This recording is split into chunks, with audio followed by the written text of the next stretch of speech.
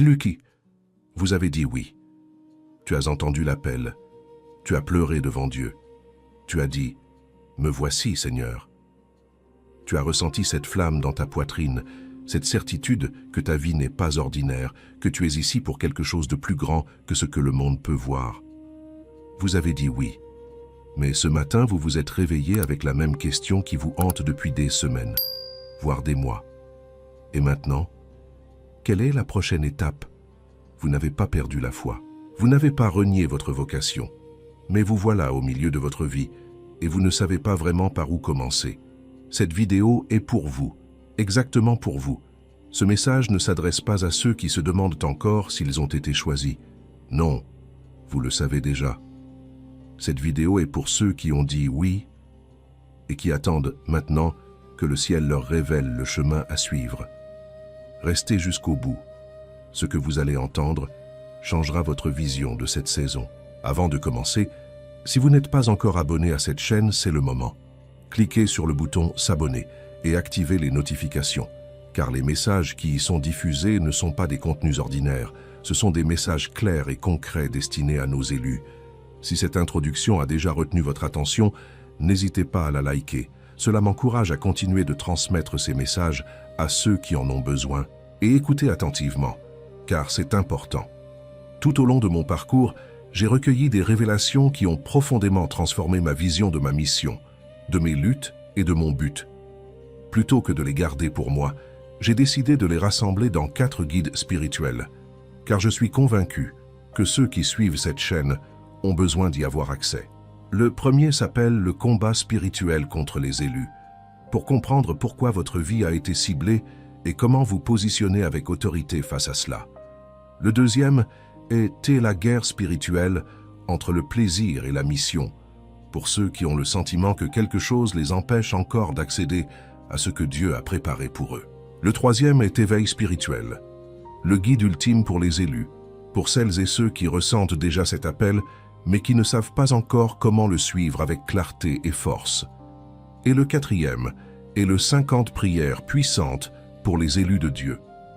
Voici des prières que j'ai écrites pour chaque aspect de votre vie. Protection, guérison, discernement, vocation, réconfort. Pour chaque épreuve, il y a ici une prière adaptée. Si vous pensez que l'un de ces guides pourrait vous être utile, le lien se trouve dans le premier commentaire épinglé. Ce n'est pas une obligation, mais une invitation. J'ai mis tout mon cœur dans chaque page et je sais qu'elle atteindra ceux qui en ont besoin. Maintenant, laissez-moi vous parler franchement. Tu as dit oui à Dieu, mais la vie ne t'a pas encore dit oui. Pas comme tu l'espérais. Tu continues de prier, tu continues de lire, tu continues de chercher des signes. Mais le matin arrive, et avec lui les mêmes doutes, les mêmes factures, les mêmes relations compliquées, les mêmes distractions, le même poids sur ta poitrine, indéfinissable.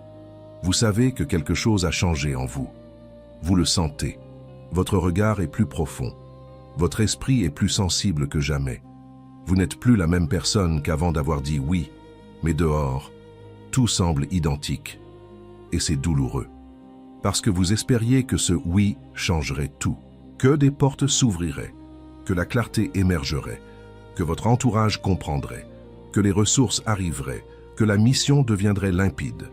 Vous vous retrouvez donc seul avec votre promesse et vos questions sans réponse. Il y a peut-être dans votre famille quelqu'un qui ne comprend pas ce que vous traversez, qui vous regarde comme si vous aviez perdu la raison, qui vous parle de réalité, de stabilité, de raison, alors que vous portez un fardeau invisible que vous ne pouvez même pas encore expliquer. Vous traversez peut-être des difficultés financières et vous vous demandez, suivre cet appel signifie-t-il continuer à lutter? Dieu m'a-t-il vraiment appelé si ma vie est toujours ainsi? Peut-être avez-vous déjà reçu des promesses, des paroles prophétiques, des paroles puissantes prononcées sur votre vie et vous y avez cru, vous y avez vraiment cru. Mais le temps a passé et rien ne semble s'être concrétisé. Et maintenant, une partie de vous a peur de croire à nouveau, peur d'être déçu une fois de plus. Ce n'est pas un manque de foi, c'est une véritable blessure, et Dieu voit cela. Mais écoutez attentivement. Le problème n'est pas que Dieu vous ait oublié, le problème n'est pas que vous ayez mal interprété l'appel, le problème, n'est pas que vous ne soyez pas assez spirituel, assez discipliné ou assez fort. Le problème, c'est que personne ne vous a prévenu de ce qui va arriver après oui. Ils vous ont dit « répondez à l'appel ». Ils vous ont dit « abandonnez-vous à Dieu ». Ils vous ont dit « croyez ». Et vous avez cru. Sincèrement, profondément, vous avez cru. Mais ce que vous n'avez pas entendu, c'est ceci. Répondre à l'appel a été le point de départ. Le voyage commence maintenant. Après l'appel, l'étape suivante n'est pas la prise de parole, mais la préparation. Il ne s'agit pas d'être vu, mais d'être aligné. Il ne s'agit pas de tout comprendre, mais de suivre l'étape suivante. Pas tout le voyage, juste la prochaine étape.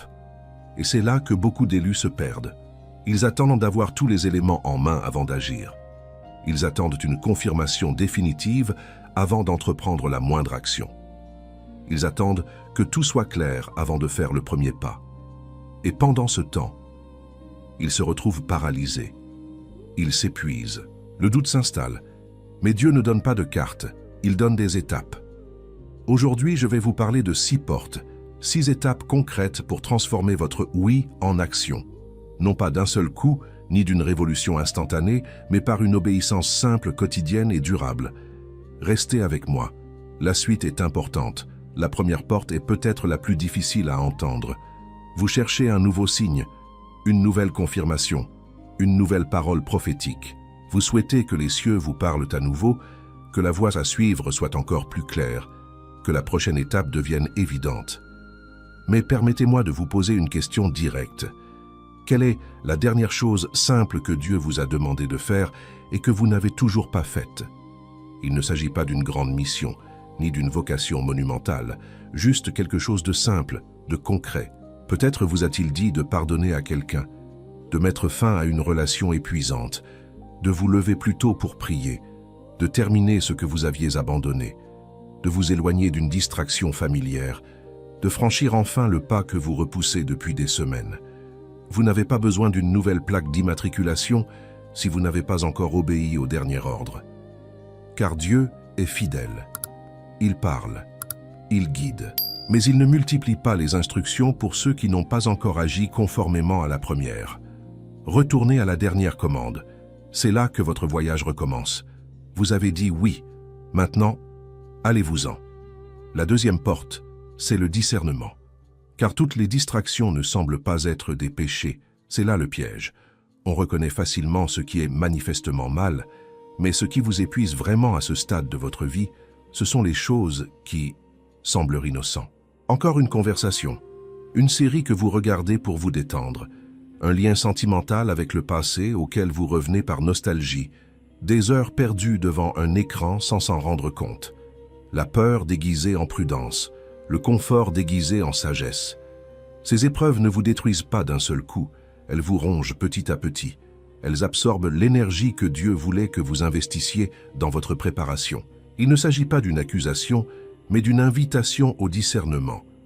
Demandez-vous honnêtement, qu'est-ce qui occupe une place démesurée dans ma vie en ce moment et qui n'a pas sa place dans cette phase? Qu'est-ce qui me distrait sans m'apporter quoi que ce soit? Qu'est-ce qui m'empêche d'avancer alors que je devrais progresser? Éliminer ces petits détails, ce n'est pas se punir, c'est se préparer. Pas tout le voyage, juste la prochaine étape. La troisième porte pourrait vous surprendre, car Dieu peut commencer là, par l'ordre dans votre quotidien, dans votre sommeil, dans vos habitudes, dans votre rapport à l'argent, dans votre environnement, dans les priorités que vous n'avez jamais vraiment définies, dans le silence que vous n'avez jamais vraiment préservé. Ce n'est pas glamour, ce n'est pas spectaculaire, mais c'est essentiel. Une grande mission exige une vie intérieure organisée. On ne peut parler avec force si sa vie est chaotique. On ne peut être une lumière pour les autres si son propre monde intérieur est plongé dans les ténèbres du désordre et de l'instabilité. Et écoutez bien ceci, l'ordre dans votre vie quotidienne n'est pas une condition à remplir pour mériter cet appel. C'est une grâce que Dieu vous accorde, afin que vous puissiez la supporter sans vous effondrer. Commencez en douceur, une routine matinale, un budget à respecter, un moment de silence quotidien, un environnement qui vous ressource au lieu de vous épuiser. Ce n'est pas le moment de tout comprendre, c'est le moment d'obéir. La quatrième porte est celle que beaucoup d'élus refusent d'ouvrir. Parce que nous vivons dans un monde qui valorise la visibilité, le nombre d'abonnés, la reconnaissance, l'approbation. Et quand on a une vocation, on souhaite naturellement que le monde la voie, que son entourage la comprenne, qu'elle soit vue, ressentie et validée par autrui. Mais la vocation ne commence pas sur une scène. Elle commence en secret. Tout commence par vos décisions silencieuses, par votre caractère lorsque personne ne vous regarde, par votre loyauté envers les petites choses, par les actions que vous entreprenez en l'absence de témoins, de caméras ou d'applaudissements. Ce que vous construisez en secret, personne ne peut vous le prendre en public. Ce moment où tu pries en secret, sans que personne ne le sache. Ce moment où tu résistes à la tentation et n'en parles à personne. Ce moment où tu choisis l'intégrité, même dans les moments les plus difficiles.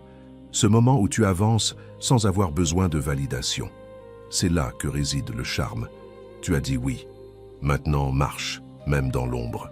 La 5e porte est la plus délicate, et je veux la franchir avec vous avec la plus grande prudence, parce que vous avez peut-être souffert de promesses, de mots prononcés avec force et conviction sur votre vie, de rencontres qui n'ont rien donné, d'espoirs déçus, et quelque part dans votre cœur, il reste une cicatrice. Je ne vais pas dire que c'est de ta faute. Je ne vais pas dire que tu aurais dû y croire davantage. Ce serait injuste et cruel. La déception est bien réelle. La douleur de l'attente est bien réelle.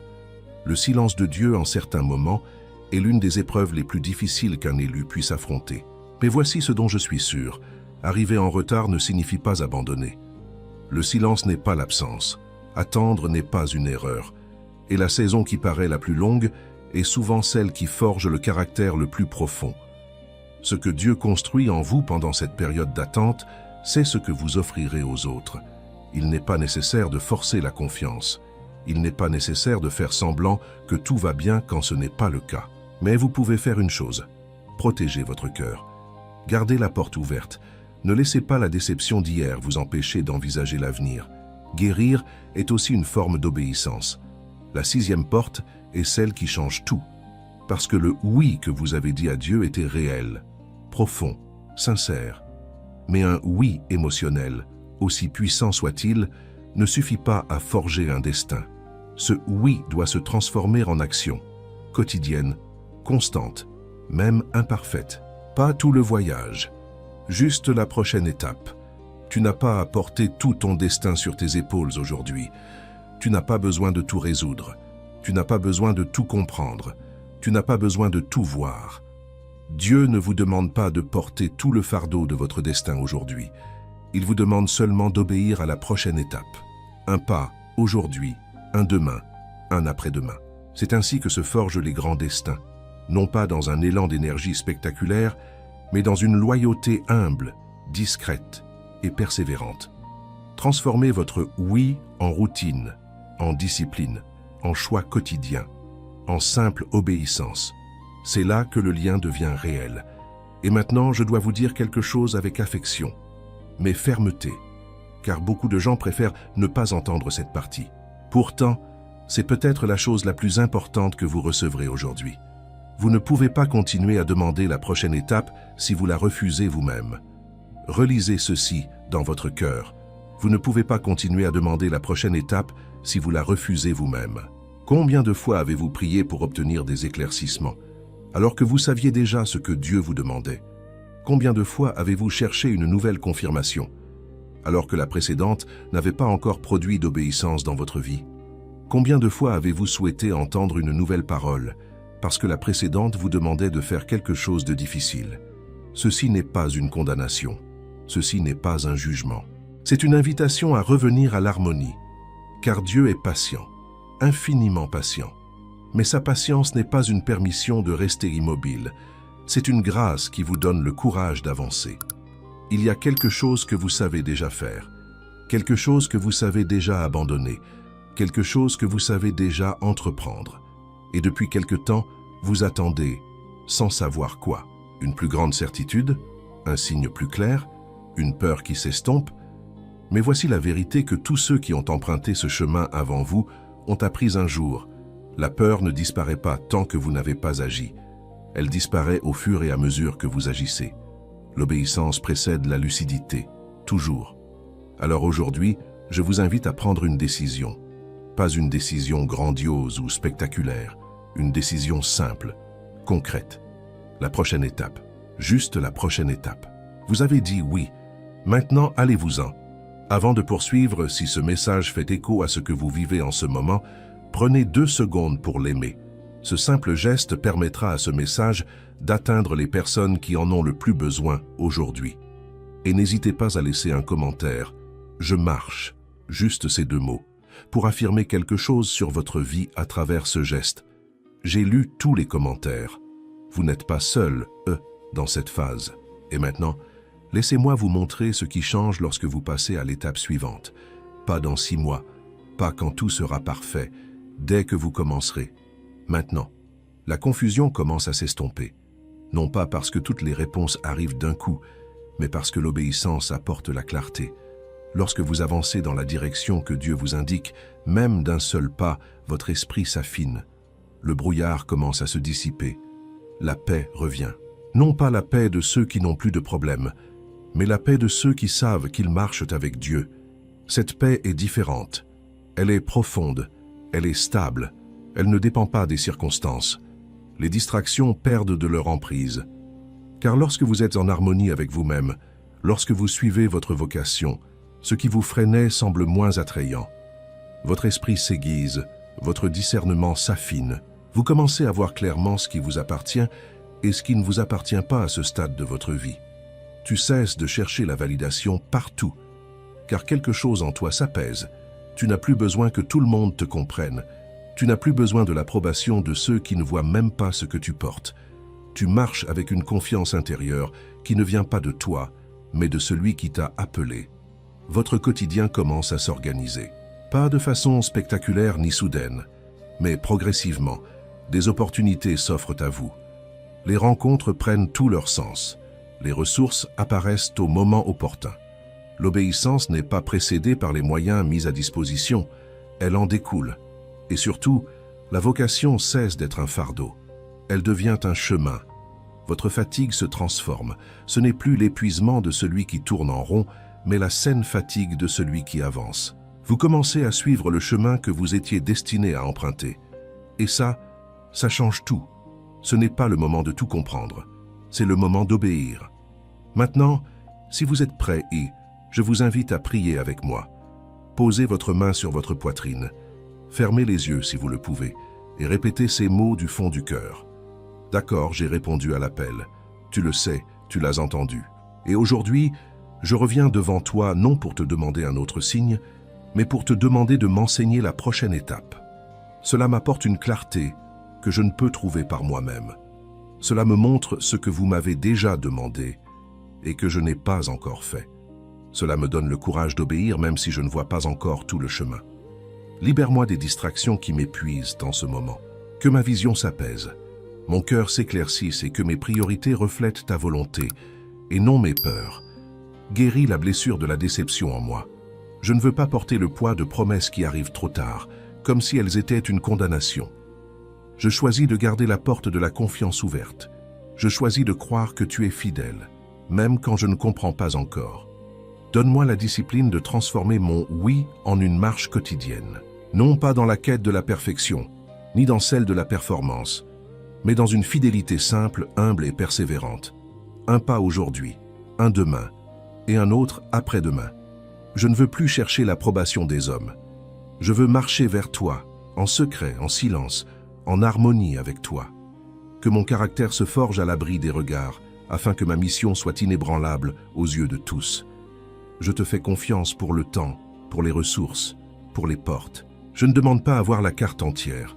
Je te demande seulement la lumière pour guider mon prochain pas. J'ai dit oui. Et aujourd'hui, je marche à nouveau. Amen.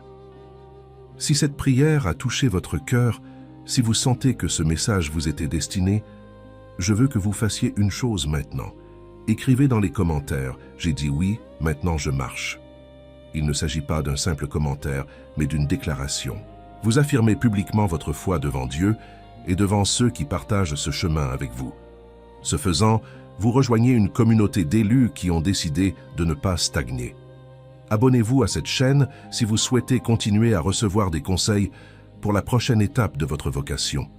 Car ce que vous avez entendu aujourd'hui n'est que le début. Il reste encore des vérités à découvrir, des étapes à franchir et des périodes à comprendre.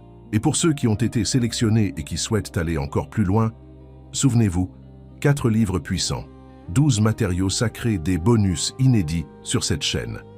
Accès limité. Le lien se trouve dans le premier commentaire épinglé. Cliquez vite avant qu'il ne soit supprimé. Regardez maintenant la vidéo qui s'affiche à l'écran.